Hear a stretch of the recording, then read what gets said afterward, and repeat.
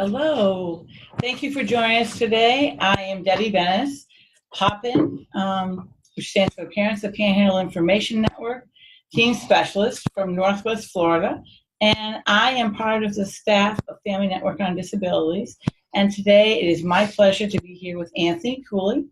And Anthony, I know that you have a really extensive background in assistive technology, and so I'm hoping you can help us demystify some of the jargon and some of the terms that people sometimes hear when we talk about assistive technology.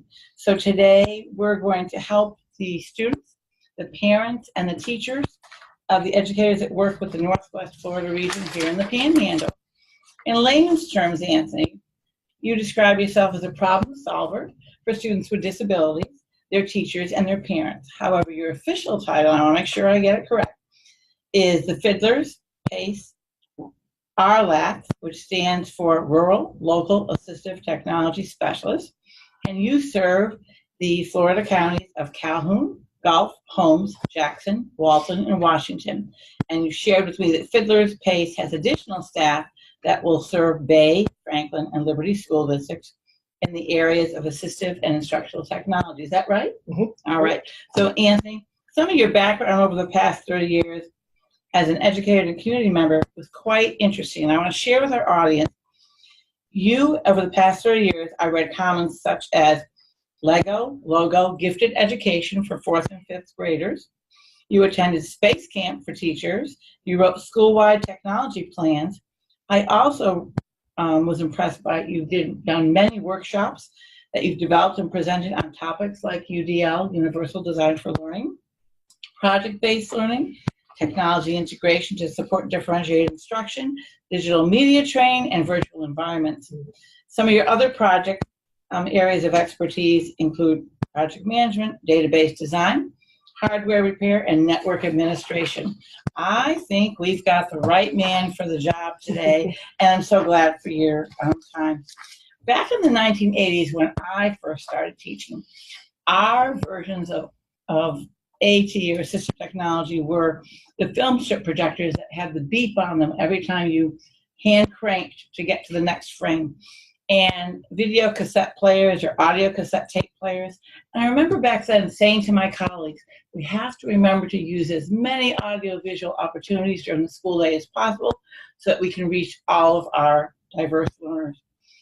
I think technology has come a long way since then, and I'm hoping that by our conversation, you can shed light on some of the questions and the jargon and the myths that people have about assistive technology.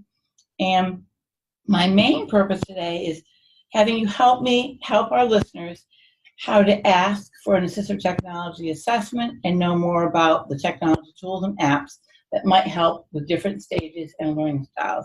So that being said, when's the best time or what age and grade level should an IEP team request an assistive technology evaluation? Well, first of all, Debbie, it's great to be here with you. And I appreciate you coming to PACE and helping us do this webinar, because we need to push this information out. And this is a great venue, and you're an excellent co-host today. Thank you. All right. Well, it's important to note that, assistive technology consideration is an ongoing process.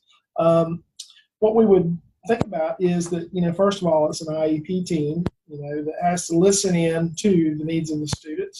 And with that, as soon as we have the chance, as soon as possible, we want to begin looking at AT as a possible intervention for these students. The IEP AT team or AT assessment team should be looking carefully to determine what environments the student accesses now, what tasks the student is required to accomplish, what challenges and barriers does the student face in accomplishing the tasks that they have in the classroom.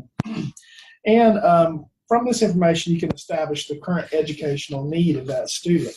So once the need is established, then we need to ask these questions to really frame things, to narrow it down. What goals specifically are the students currently unable to meet? Okay. That's a very important question. And, we have to think about the goals. And sometimes I'll ask the teachers that, and they'll say, well, I want them to be able to communicate. Well, that's a big goal. It's a very broad. We need to be a focused, a narrow goal that's measurable, a good goal. The SMART goal, that's the acronym SMART. I can't remember all the different ones. But anyway, it's measurable is the M. Would assistive technology of some kind enable the student to meet the goals? That's the second question. Could there be some technology out there that can make a difference? And a lot of that into that question is, when were you born? Right. I know I Right. talked with a guy who actually ended up working for a big assistive technology company. He said, Anthony, all the way through high school, I couldn't read. Oh. He had dyslexia. Mm-hmm. And said, finally, when I got to college, I ran across a program that I could scan all my information and books and all Wow. that stuff in and have the computer read to me. You know, the guy went on and got a master's degree. Wow. All because of a wonderful thing that helped overcome a challenge in his learning environment. That's great. Now, how does a school district assess a student's technology use? You told us the questions, you told us things to think about, and it's an ongoing process. But can you break it down and explain to our listeners, how does a school district actually assess their technology needs? Well, I work for 6 different districts, and there are differences in each difference. There's variability in each district. But basically what the DOE tells us is that it is a good practice for school districts to have a set of assistive technology policies and procedures. The purpose of those is to give the guidelines and guide the process of establishing an AET assessment. The Bureau of Exceptional Education and Student Services, or BEAS, as the acronym is pronounced, has a technical assistance paper, and I will be putting up show notes that will have the link to that technical assistance paper and a lot of other links that we'll be referring to later in the program. So the AT assessment, it generally begins with the notification. Hey, there's a problem, there's a concern. So that could come from one or more of the IEP team members. It could come from the parent, it could come from the student. Okay. The IEP team comes together to discuss the need of the student and decides if assistive technology should be explored as a possible intervention to support student achievement. So the IEP team is the decision-making group. Very much. It's not it's definitely not a one person says, okay, I went in there, I looked at this situation, I observed the student, and they need this. It needs to be very important to be a team effort and a very broad team as far as background. So the student, as well as the parents, believe it or not, That's great, though, are very important members. They are of the IEP team and the role of the AT team. Now, one thing that I have observed is that a lot of times the parents aren't making it to the IEP team meetings. Correct. And it's so important that they're there to advocate for their own child. So having them on the team is very important, and the idea and the role of the AT team is to help that student, because the student's the one that's going to have to use the assistive technology. Help the student identify and select assistive technology that they're willing to use. We have this self-determination is an issue. I think back to a young man that I worked with in Bay County around 2005.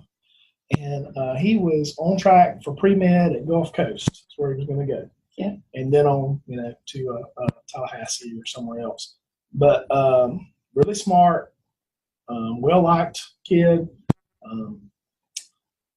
His only issue was no one could read his writing. Oh. Because he had dysgraphia. So that made it really tough. So he had this accommodation of peer note taking, but he didn't like that. Okay, so what else did you suggest? So then he also had the assistive technology that was an Alpha Smart, but he didn't like that because the Alpha Smart had a somewhat stigma as a special ed device. And he didn't want anybody to see him. He had what we call a 504 plan. So if you don't know what that is, it's sort of an unfunded mandate and a lot of similarities, but a lot of differences between the two, IEP and the 504 plan. And basically, what we were able to do after I went in and talked to him, we came up with a different device. It was actually a Palm handheld computer, or a Palm Pilot, they were called back in those days. I remember those. Remember those? Yeah. Had the stylus, and you could download apps. So it was very cutting edge at the time. And it had a fold-up keyboard that would collapse to be about the same rectangular shape and size as the Palm itself. So you had two little pieces that would sandwich in your pocket. and you had all your notes, and you had everything. You could do calculations, you could do all kinds of stuff. Voice notes, video, it had a camera, so it was pretty much out there. Sort of like an iPod Of today? Yes, yeah. So he started using that and immediately fell in love with it. And people could read his. And he was able to have his notes. He was able to do his research. Right. Graduate and move right on up. So that's wonderful. So that really helped. You speak also about assistive technology, and you made a point a few minutes ago that I want to revisit. If parents cannot attend an IEP meeting because of work, or sometimes we work with military families because of deployment, I think our listeners need to be reminded that assistive technology can help them connect and be a part of the team. sure. So what does the parent, do they have to let the school know that they need to use that conference call or FaceTime? How would they participate in the meeting if they're not there in person? Right. Well, communication is super important. Super important. So I think that typically, what we have staffing specialists that would be sending out email contacts to say, and possibly guidance counselors to let the parents know that, hey, we're having this meeting, we need you involved. And if the teacher didn't raise the concern, or the student didn't, but the parent did, then they would know. But what if it was the teacher? How would the parent know? How would the parent know How would they that? know? So that's part of that AT assessment team process. Once the IEP team says, hey, let's consider some AT for this student, then they pull the AT team together. And the AT team then at that point begins to discuss the needs, not just the needs, but the strengths, the weaknesses. And how can the parent attend the meeting if they're not able to be there in person? Can we use some sort of assistive technology for them to Skype in, or? That's a district by district thing, and that's a great question. I'm going to write down right now. And that is something that they have a right to can, attend. They have a right. So maybe we can look into that and make sure that our IEP team That's a great members question to know. research, and I will be working on that. Thank you. All right. Getting back to our multidisciplinary team, I didn't mean to take you off So track. the student as well as the parents are very important. They're, because of that self-determination. Right. If he was given an Alpha Smart, and he was, basically he toted it around in his backpack, didn't pull it out. Right. He wasted a lot of time and effort there. Right. If he's got his needs brought into consideration, then you're gonna have a better chance of getting the right AT to try before you try. And so that's an important piece.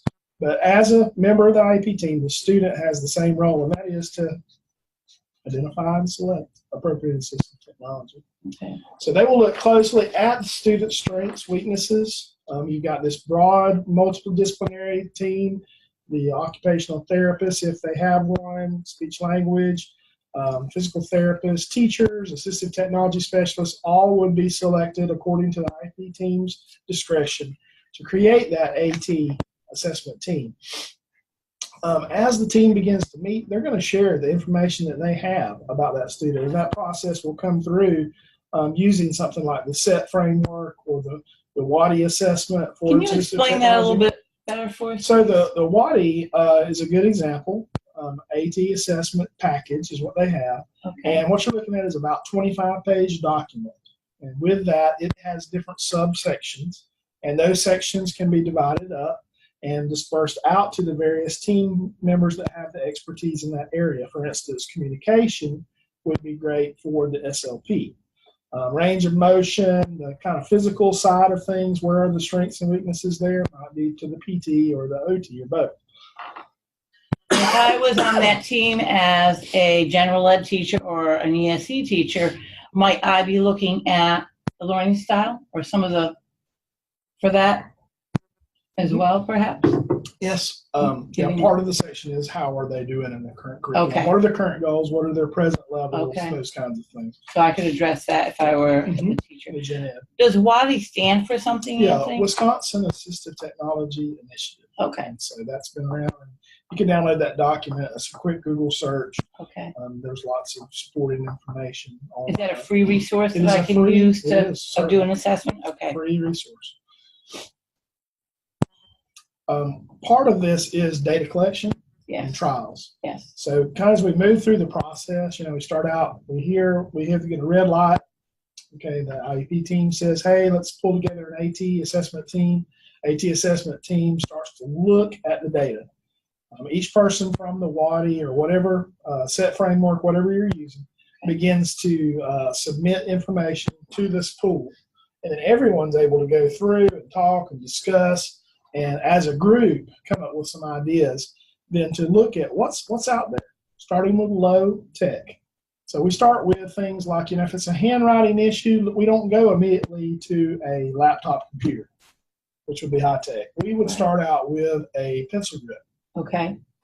Maybe some raised line paper, some things that are low tech before we move up that continuum.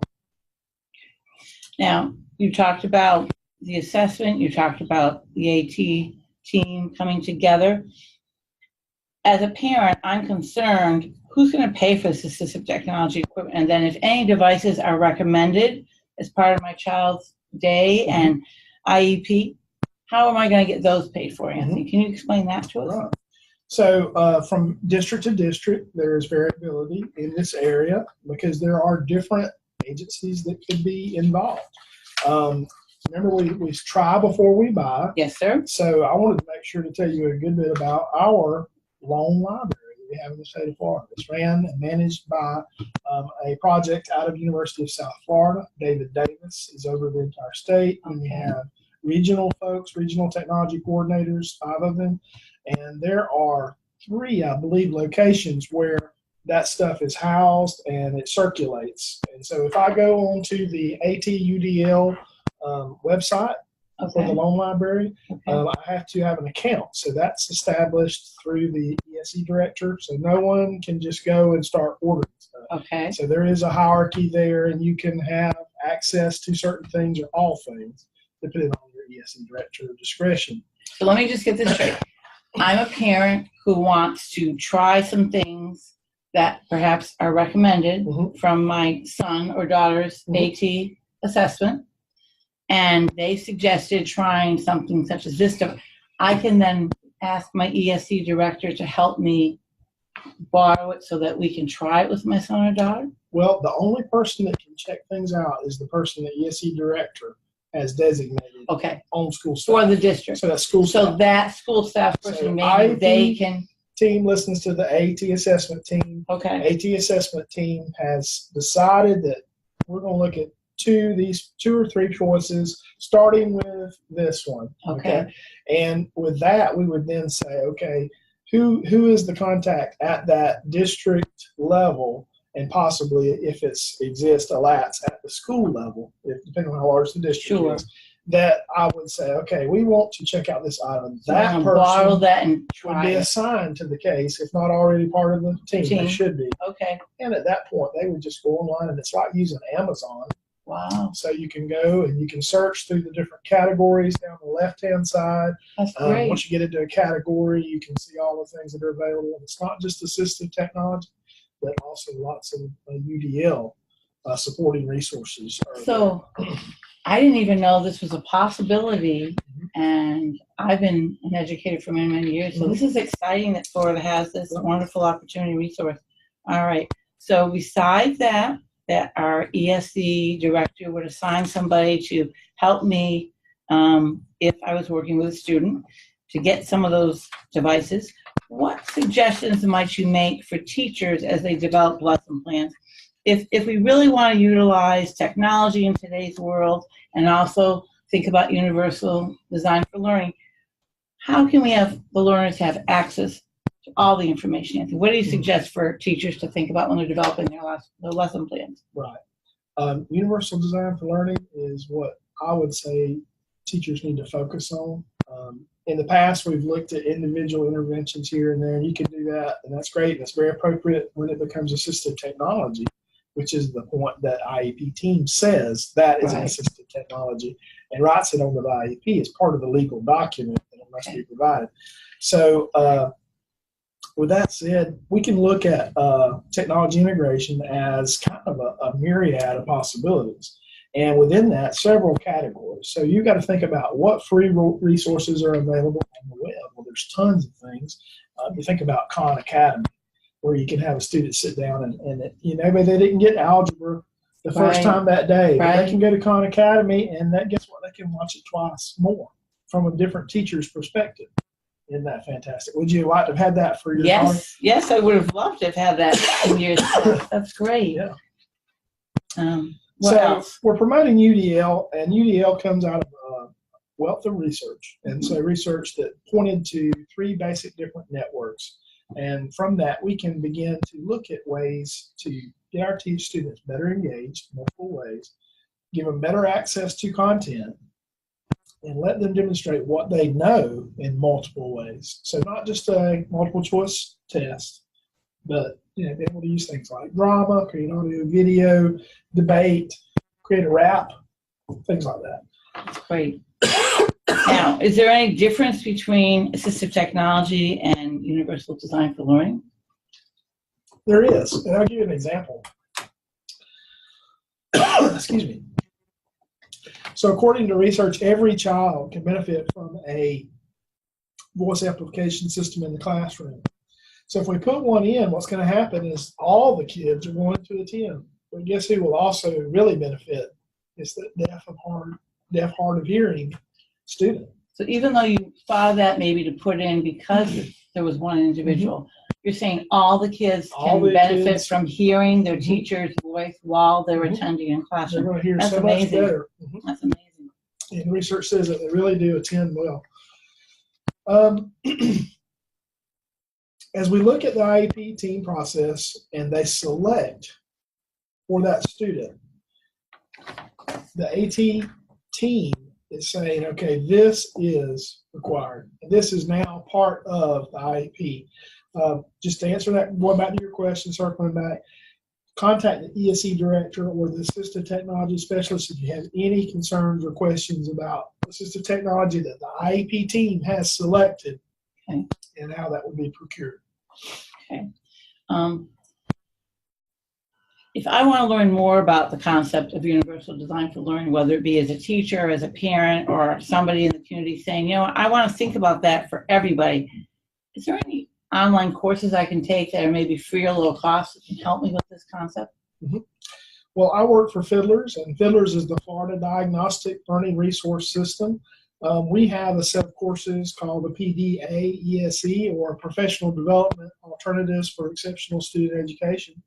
And all the Fiddler centers around the state support this program.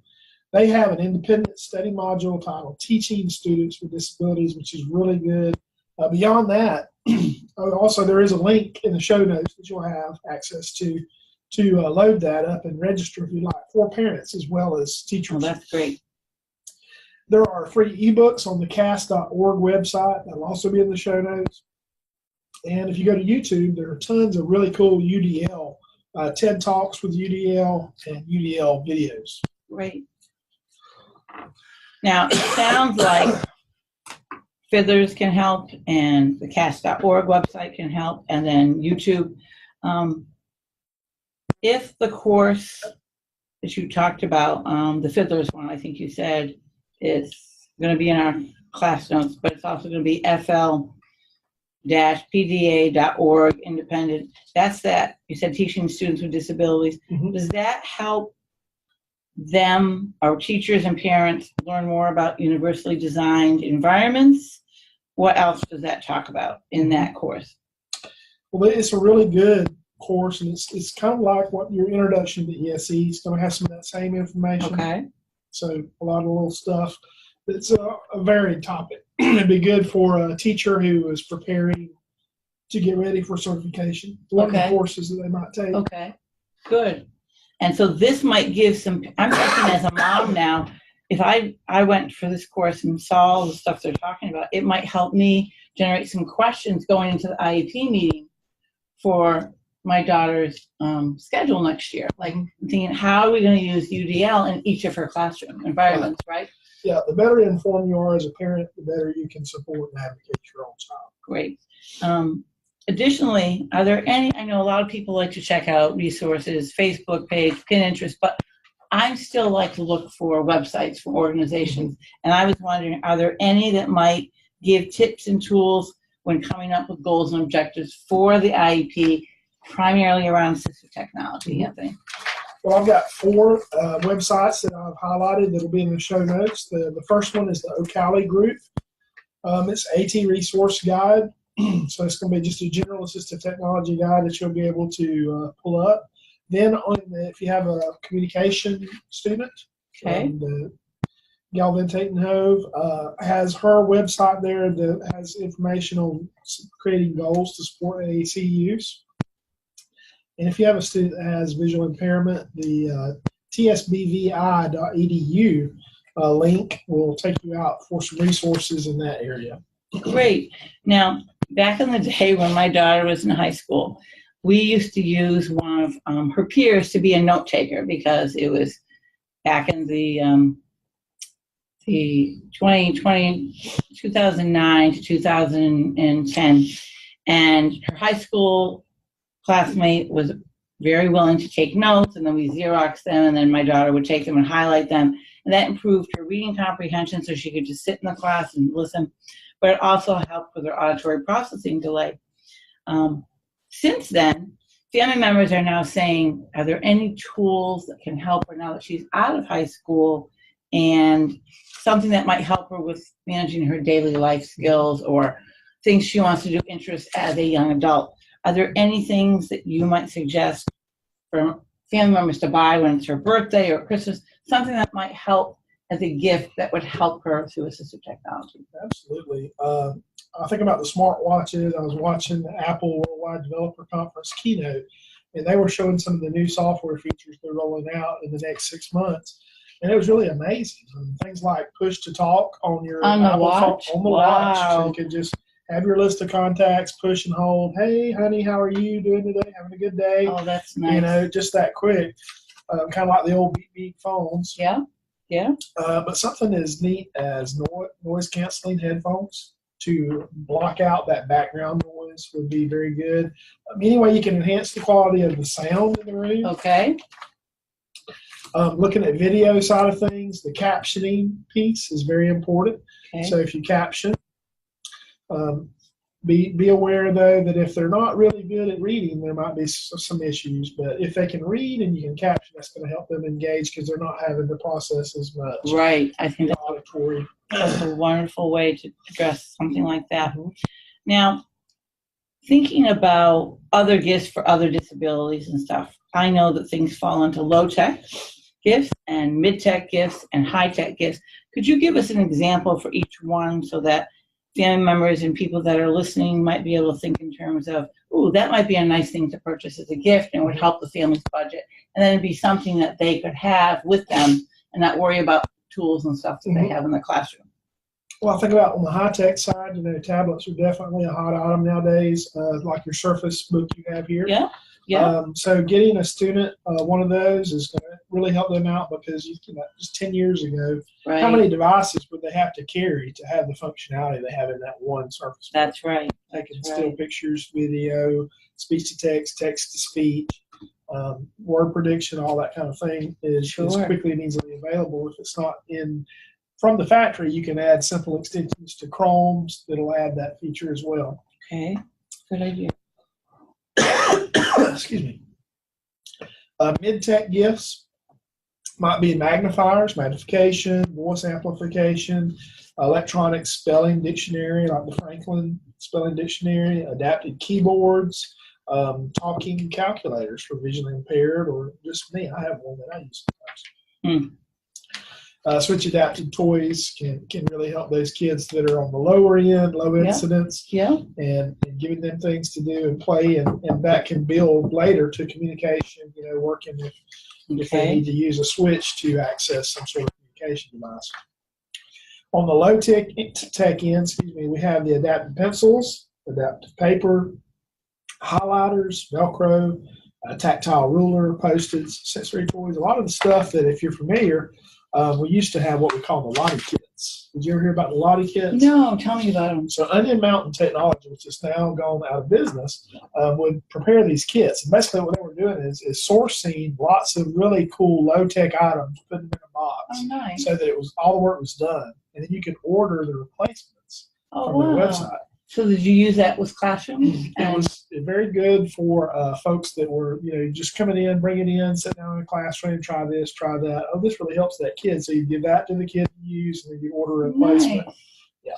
And then they later on got it to different kits for reading, for math, for different areas. Speaking of those sort of things, earlier today when we were walking around the Panhandle Area Education Consortium, Anthony was introducing me to some of the different staff members here and the different projects they work on. And we came across two of your coworkers that were sorting out a shipment that you had received, and you were all excited about. Can you talk about what you're going to be doing? Right. Yeah. Those kits, what we're doing is setting up sensory motor rooms, 2 schools in Calhoun County. What we're doing for them is providing the materials that they can try. And if they like those, then they will buy those for their room to keep permanently.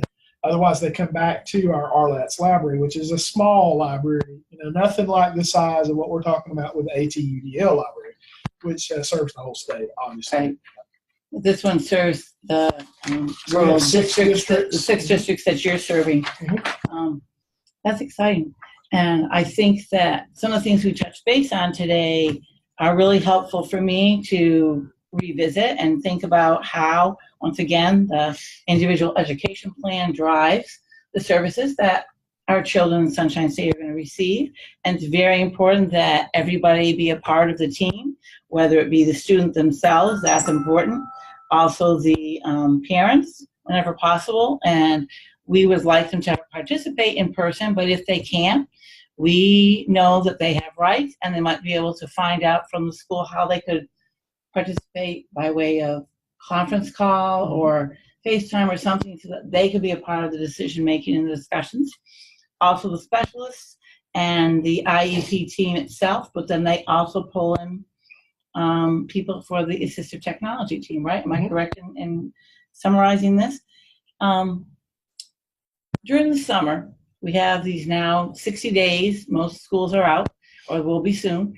And what can we do to help our kids with special needs maybe enhance their communication skills, Anthony? As a dad and as an educator, give me some ideas so we can share that with our listeners. Okay. Well, if you have nonverbal students, they may have a device. Okay. But summertime comes with some things like sand and salt water. Oh, yeah. And the Sunshine State for sure. And the devices don't agree with that very well, maybe. So what are we going to do to make so they leave the devices at home? So if you have an iPad and you're using Touch Chat, for instance, okay, or the coded glow, you got that configured for your student. Well, there's ways to take those boards and print them out so you have a hard copy that you can laminate and take with you. It's nice for bedtime when the device is being charged, or bath time, or take it out beach time. Yes. Okay, yes. So I can take that with me and still use and communicate. And then if you're talking about the kids who maybe they need to work on social skills, Comic Life is just the coolest thing to me. Okay. Because it's an application that you can use, and you can create your own comic strips. Nice. So the nice little social stories that we need to work on, like how to eat in the lunchroom or how to eat at home. My kids could get pretty messy at home. And, they don't realize it, but, you can even shoot a little videotape pre and a little videotape post. Nice. But the general things you want to work on with, then you would, in your Comic Life program, you can create the cartoon and the characters that you want to use, and you come up with a script of what's going to be said and how that can help them work on communication and what to say and what not to say in certain situations. That'd be a fun project for a family to work on. Absolutely. Yeah, that's great. Well, your time has been very valuable today, and I just want to remind people behind us, if in case anybody's noticing, we have our websites of the different projects that have collaborated for today's interview. I mentioned that I'm from the Family Network on Disabilities. Poppin is the Parents of the Panhandle Information Network in Northwest Florida. And then Anthony represents two other, I'm going to let him talk about his two organizations. Okay. So Fiddlers, Florida Diagnostic Learning Resource Systems, is made up of 4 functions. So we have the Child Find, Human Resource Development, Technology and Parent Services. This is a statewide network of IDA funds that flow federal through state, and to provide all these different services across the entire state. The consortium is located here in Chipley, Florida, PAEC, Panhandle Area Educational Consortium. Will be celebrating 51 years this year at our leadership conference. And so we've been around to serve small and rural school districts in many different areas, mostly grant funded.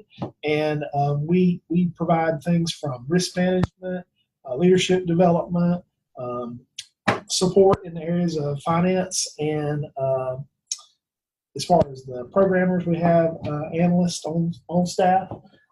Lots of things to support these small districts so that they're not having to pay big ticket items because they're small. Right. They can work together, drive down the cost, and then also receive a myriad of different services and resources that can help them meet their goals. And that's our number one. We are governed by our superintendents of the 14 school districts. Great. And so you've pooled resources to help all the school districts, similar to what Fiddlers has done on a statewide area, and also Family Network on Disabilities has done with our 3 projects, POPIN, and then PEN, which is Parents Education Network in the central part of the state, and then PSN, Parent Support Network in the southern part of the state. At FND's website, we have 5 different languages that our resources are available in, and we encourage you to check out our archived videos, also our tip sheets and tip booklets that you can get electronically, or you can call into our headquarters and ask them to mail you a hard copy if you'd like. We also love our Facebook Live pages. And although earlier today we tried to do this Facebook Live, there were technical difficulties. I thought that was so funny that Anthony and I were sitting here trying to do an interview on Facebook Live, and the technical difficulties were getting in the way, which shows you that there are some variables that you can't control, and you just got to learn to be flexible and rethink and regroup. And so, Anthony, thank you for sitting down twice for this interview today. We are going to close out this presentation, and Anthony is going to tell you again his contact information, also talk about those show notes that he's going to put up after the broadcast. Okay. So you can reach me by email at anthony.cooley@paec.org. That's ANTHONY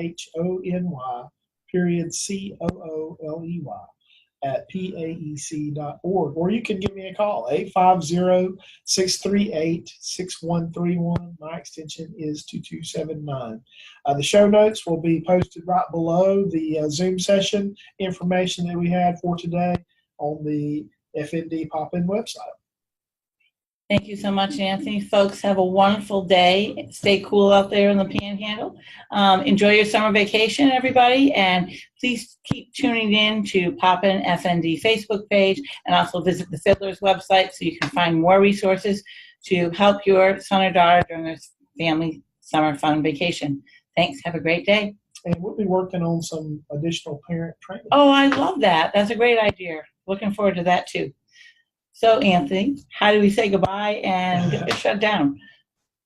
Goodbye. We'll just push that and then wait a minute.